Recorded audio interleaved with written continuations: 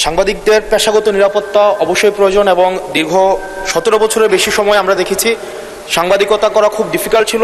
সেই সময়েও ঠিক সেই সময়টিতেও অনেক পেশাদার সাংবাদিক তারা পেশাদারি দায়িত্ব পালন করে গিয়েছে। আমার প্রশ্নটি হচ্ছে, আওয়ামী লীগের সময় যেসব সাংবাদিক পরিচয় দিয়ে যারা গণহত্যা, যারা ভোট চুরি, গুম, খুন, ব্যাংক ডাকাতি সেগুলোর বৈধতা এবং সম্মতি উৎপাদন করেছে মিডিয়াগুলোতে, এবং যারা আজকে সরকার দলে আছে বিএনপির সর্বোচ্চ নেতা বর্তমান প্রধানমন্ত্রী, উনাকেও বিভিন্ন ষড়যন্ত্রকারী দেশদ্রোহী হিসেবে আমরা দেখেছি বসুন্ধরার ইস্ট ওয়েস্ট মিডিয়া বিভিন্ন সময় নিউজ করেছে।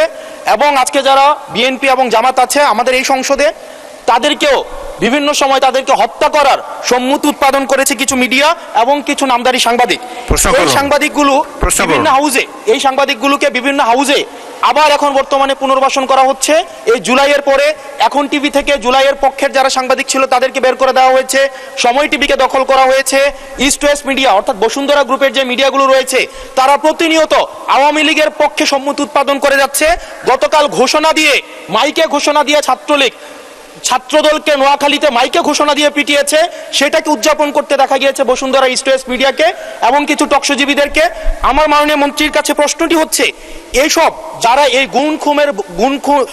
গুম খুনের বৈধতা উৎপাদন করেছে, ভোট চুরির বৈধতা উৎপাদন করেছে, গণতন্ত্রের পক্ষে যারা ছিল তাদেরকে হত্যাযোগ্য করে তোলা হয়েছে, এইসব সাংবাদিক, নামধারী সাংবাদিক এবং এই মিডিয়াদের বিপক্ষে বা কি ধরনের আইনি ব্যবস্থা নেওয়া হবে, আইনি ব্যবস্থা আদৌ নেওয়া হয়েছে কিনা, কেন তাদেরকে আবার পুনর্বাসন করা হচ্ছে, সেটির আইনগত কি ব্যাখ্যাটি কি, সেটি এই সংসদের সামনে উপস্থাপন করার জন্য হচ্ছে